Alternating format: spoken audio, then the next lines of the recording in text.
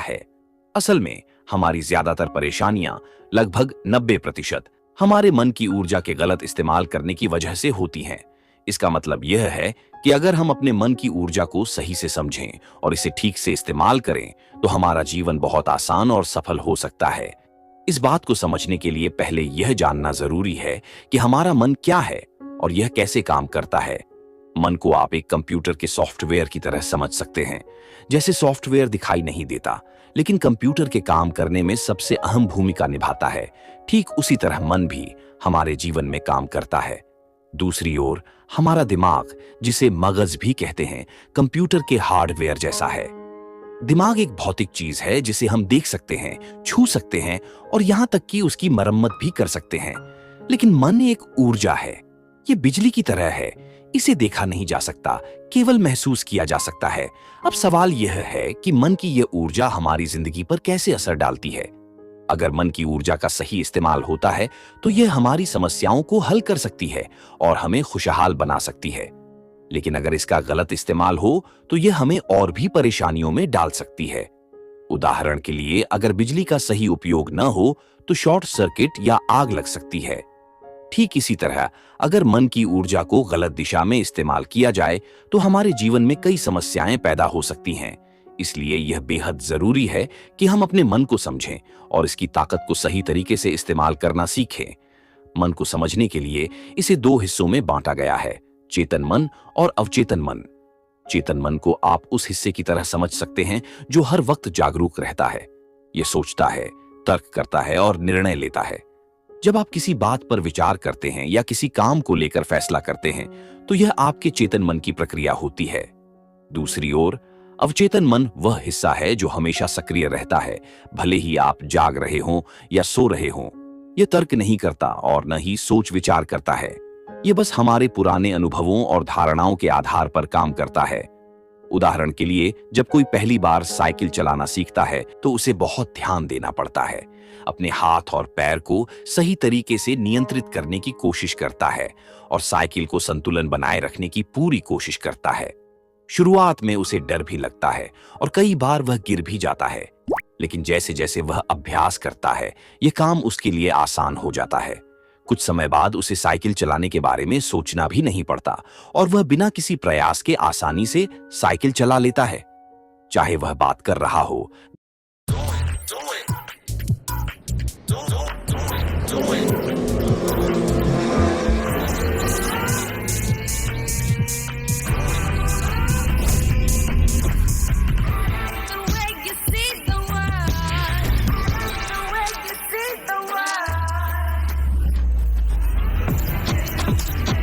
Moto G35 5G, segment's fastest 5G phone. Extra है. Hello, Moto.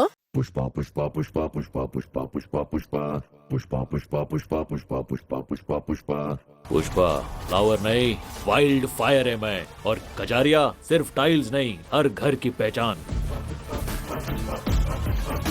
Pushpa मतलब brand, और India के टाइल्स का नंबर 1 ब्रांड कजारिया टाइल्स। दुनिया हिले पुष्पा हरगिज झुकेगा नहीं और कजारिया के आगे कोई और टाइल टिकेगा नहीं। देखिए पुष्पा 2 आपके नजदीकी सिनेमा घरों में सिर्फ 5 दिसंबर से। चाहे वह बात कर रहा हो, गाना गा रहा हो या किसी और चीज में व्यस्त हो, साइकिल अपने आप संतुलित चलती रहती है। जब कोई नई चीज सीखनी होती है तो शुरुआत में चेतन मन काम करता है। यही चेतन मन बार बार अभ्यास के जरिए उस काम को हमारे अवचेतन मन में जमा कर देता है। इसके बाद वह काम स्वचालित हो जाता है और इसके लिए चेतन मन की जरूरत नहीं रहती। अवचेतन मन इसे ऑटो पायलट की तरह संभाल लेता है। यह ऐसा ही है जैसे सांस लेना या दिल का धड़कना। यह सब बिना सोचे समझे होता है। अवचेतन मन हमारी बहुत सी आदतों और रोजमर्रा के कामों को अपने नियंत्रण में ले लेता है। हमारी इंद्रियां जैसे आंखें, कान, नाक, जीभ और त्वचा चेतन मन के नियंत्रण में होती हैं। जब हम शरीर को हिलाते डुलाते हैं तो यह चेतन मन के निर्देश से होता है। सुबह उठते ही चेतन मन सक्रिय हो जाता है और विचारों की प्रक्रिया शुरू हो जाती है। लेकिन जब हम सो जाते हैं तो चेतन मन आराम करने लगता है और विचार बंद हो जाते हैं। चेतन मन तर्क करता है और किसी भी चीज के बारे में सवाल उठाता है। ये सोचता है कि क्या सही है और क्या गलत, और विश्लेषण करके निर्णय लेता है। यही मन हमें जीवन के अवसर पहचानने में मदद करता है। किसी भी चीज को समझने, उसका विश्लेषण करने और सही फैसले लेने का काम चेतन मन करता है। यह तय करता है कि हमें क्या खाना है, क्या देखना है, क्या खरीदना है। हमारी हर जागरूक गतिविधि चेतन मन के द्वारा ही संचालित होती है। इसके अलावा चेतन मन एक चौकीदार की तरह भी काम करता है। यह सुनिश्चित करता है कि नकारात्मक विचार या गलत चीजें हमारे अवचेतन मन तक न पहुंचे। यह नकारात्मकता को अवचेतन मन से दूर रखने का काम करता है, ताकि हमारा जीवन बेहतर और शांतिपूर्ण बना रहे। हमारे अवचेतन मन का कार्य बहुत ही गहरा और महत्वपूर्ण है। यह हमारे दैनिक जीवन में कई ऐसी चीजें संभालता है जो हम सामान्य रूप से महसूस नहीं करते। जब हम जागते हैं तो हमारे शरीर की हर गतिविधि और संवेदनाओं पर हमारा चेतन मन नियंत्रण करता है। लेकिन जैसे ही हम सो जाते हैं, यह जिम्मेदारी अवचेतन मन के पास चली जाती है। उदाहरण के तौर पर, जब हम गहरी नींद में होते हैं, तब भी हमारा शरीर सांस लेता रहता है और दिल धड़कता रहता है। यह सब अवचेतन मन की वजह से होता है। अवचेतन मन हमें आपातकालीन स्थितियों में तुरंत प्रतिक्रिया देने में मदद करता है। जैसे जब हमारा पैर गर्म तवे पर पड़ता है तो हम झट से उसे हटा लेते हैं। इसी तरह जब हम अचानक सांप को देखते हैं तो बिना सोचे समझे वहां से भाग जाते हैं। यह सब अवचेतन मन के रिफ्लेक्स के कारण होता है। यह हमें किसी खतरे से बचाने के लिए हमेशा तैयार रहता है। हमारे मन में एक ट्रांसमीटर और रिसीवर भी है, जिसे ईश्वर ने बहुत सूझबूझ के साथ बनाया है। यह इतना शक्तिशाली है कि इसके सामने कोई भी मशीन छोटी लगती है। हालांकि अधिकतर लोग इस ट्रांसमीटर और रिसीवर का सही उपयोग करना नहीं जानते। यदि इसे सही तरीके से समझ लिया जाए तो यह इतना प्रभावी हो सकता है कि आप दूसरों के मन की बातें भी जान सकते हैं। इसे सीखने का तरीका आगे समझाया जाएगा। अवचेतन मन हमारी याददाश्त के लिए भी जिम्मेदार है। याददाश्त को 3 चरणों में बांटा जा सकता है: रजिस्टर करना, स्टोर करना और याद करना।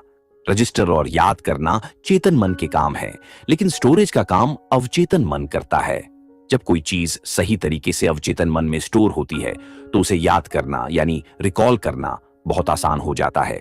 एक और खास बात यह है कि जब भी हम कुछ गलत करने जाते हैं तो अंदर से एक आवाज आती है जो हमें रोकती है।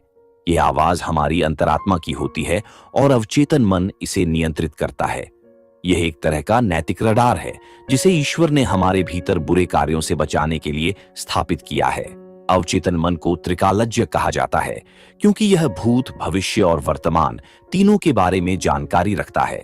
यही कारण है कि हमारे प्राचीन आर्षि मुनि भविष्य की घटनाओं का पूर्वानुमान लगा लेते थे। A display is made of multiple layers. Samsung engineered a brand new shear thickening fluid, which adapts to different types of pressure, and coated it onto the display's protect layer. With this STF coating, पूर्वानुमान लगा लेते थे। महाभारत में संजय ने युद्ध की भविष्यवाणी इसी ज्ञान से की थी। नास्त्रेदमस भी इसी क्षमता के कारण भविष्य की घटनाएं बताने में सक्षम थे। EQ भी अवचेतन मन से जुड़ा होता है। यह केवल IQ ही नहीं बल्कि EQ भी है जो किसी व्यक्ति को सफल बनाता है। एक उच्च शिक्षित व्यक्ति यदि भावनात्मक रूप से मजबूत नहीं है तो वह जीवन में बड़ी हानि पहुंचा सकता है। इतिहास में कई उदाहरण हैं, जैसे अभिनेत्री दिव्या भारती और हिटलर। इनका IQ बहुत अच्छा था, लेकिन EQ कमजोर होने के कारण इन्होंने अपनी जिंदगी खत्म कर ली। इसलिए सकारात्मक भावनाओं को बढ़ाकर EQ को मजबूत करना बहुत जरूरी है। अवचेतन मन का एक और अद्भुत गुण है सही समय पर सही निर्णय लेना। जब भी आप किसी असमंजस में हो और समझ ना आ रहा हो कि क्या करें, तो निर्णय अपने अवचेतन मन पर छोड़ दें। यह आपको आपके विश्वास के अनुसार सबसे अच्छा परिणाम देगा। अवचेतन मन में एक मानसिक घड़ी यानी मेंटल क्लॉक भी होती है। यह घड़ी इतनी सटीक होती है कि जब भी आप इसे कमांड देते हैं कि मुझे एक खास समय पर उठ जाना है, तो यह आपको बिना अलार्म के सही समय पर जगा देती है। शायद आपने भी यह अनुभव किया होगा कि बिना अलार्म लगाए भी आपका मन आपको समय पर उठा देता है। अवचेतन मन के पास एक मेंटल कैलेंडर भी होता है। अगर आप अपने जीवन में किसी लक्ष्य को प्राप्त करना चाहते हैं तो उसके लिए एक निश्चित समय सीमा तय करें। यह अवचेतन मन को उस लक्ष्य पर केंद्रित होने में मदद करेगा और वह आपके लिए उस लक्ष्य को प्राप्त करने का रास्ता तैयार करेगा। अवचेतन मन की हीलिंग पावर की कहानी बेहद प्रेरणादायक है। यह दिखाती है कि हमारा अवचेतन मन कितनी बड़ी शक्तियां रखता है। उदाहरण के लिए, एक व्यक्ति जो गंभीर कैंसर से जूझ रहा था और जिसे डॉक्टरों ने इलाज के लिए मना कर दिया था, उसने अपने अवचेतन मन के जरिए खुद को ठीक कर लिया। ये सब उसके बेटे के विश्वास और चालाकी से संभव हो पाया। बेटे ने एक साधारण लकड़ी को महान बाबा का दिया हुआ चमत्कारी उपाय बताकर अपने पिता को यकीन दिलाया। उस लकड़ी के साथ रोज एक मंत्र जपने की सलाह दी। पिता ने पूरी श्रद्धा और विश्वास के साथ इस प्रक्रिया को अपनाया और कुछ ही समय में पूरी तरह स्वस्थ हो गए। यह कहानी इस बात को स्पष्ट करती है कि हमारे अवचेतन मन में वह शक्ति है जो न केवल बीमारियों को उत्पन्न कर सकती है, बल्कि उन्हें ठीक भी कर सकती है। यही कारण है कि आपने कई बार सुना होगा कि जब डॉक्टर किसी रोगी को इलाज के लिए मना कर देते हैं, तब भी वह ठीक हो जाता है। यह सब अवचेतन मन की ताकत का कमाल है। हमारा अवचेतन मन एक चुंबक की तरह है। यह हर उस चीज को आकर्षित करता है जिसे हम सच्चे मन से चाहते हैं, लेकिन इसे हमेशा चार्ज रखना जरूरी है। इसका तरीका शबरी की भक्ति से समझा जा सकता है। जैसे शबरी ने राम के प्रति अपनी भक्ति और विश्वास से उन्हें अपने पास आने पर मजबूर कर दिया, वैसे ही हमें भी अपने अवचेतन मन को लगातार सकारात्मक विचारों से भरते रहना चाहिए। अगर आप धन चाहते हैं तो धन के बारे में सोचें। अगर आप शक्ति चाहते हैं तो शक्ति के बारे में सोचें। आपका अवचेतन मन आपके विचारों को वास्तविकता में बदल देगा। जब हम अपने अवचेतन मन को सक्रिय कर लेते हैं तो इसका प्रभाव हमारे आसपास भी दिखने लगता है। उदाहरण के लिए, श्री रविशंकर के ध्यान साधना के समय उनके आश्रम में बादल छा जाते हैं और वहां के हिंसक जानवर भी शांत और अहिंसक हो जाते हैं। यह अवचेतन मन की ताकत का एक उदाहरण है जो हमारे आसपास के वातावरण को भी बदल सकता है। अवचेतन मन हमारे शरीर के हर हिस्से पर नियंत्रण रखता है। जब भी आप कहते हैं मैं ठीक हूं, तो आप अपने अवचेतन मन को सकारात्मक संदेश दे रहे होते हैं। लेकिन यदि आप बार बार नेगेटिव बातें सोचते हैं तो यह अवचेतन मन को बुरा संकेत देता है और बीमारियां उत्पन्न होने लगती हैं। इसलिए अच्छे स्वास्थ्य के लिए हमेशा अपने अवचेतन मन को सकारात्मक सुझाव दें। जैसे, मेरा स्वास्थ्य कल से भी बेहतर हो रहा है। हमारे चेतन और अवचेतन मन की शक्तियां अलग अलग होती हैं। चेतन मन के पास केवल 10% शक्ति है, जबकि अवचेतन मन के पास 90% शक्ति है। यह बर्फ के पहाड़ की तरह है, जिसका छोटा सा हिस्सा पानी के ऊपर होता है और बड़ा हिस्सा पानी के नीचे। चेतन मन जागते समय काम करता है, जबकि अवचेतन मन 24 घंटे सक्रिय रहता है। जब हम कोई कार्य शुरू करते हैं तो आदेश पहले चेतन मन के पास जाता है और फिर वह इसे अवचेतन मन तक पहुंचाता है। चेतन मन एक फिल्टर की तरह काम करता है, जो सही और गलत का फर्क करके महत्वपूर्ण जानकारी को अवचेतन मन तक भेजता है। लक्ष्य तय करने का काम चेतन मन करता है, लेकिन उसे पूरा करने की पूरी जिम्मेदारी अवचेतन मन निभाता है।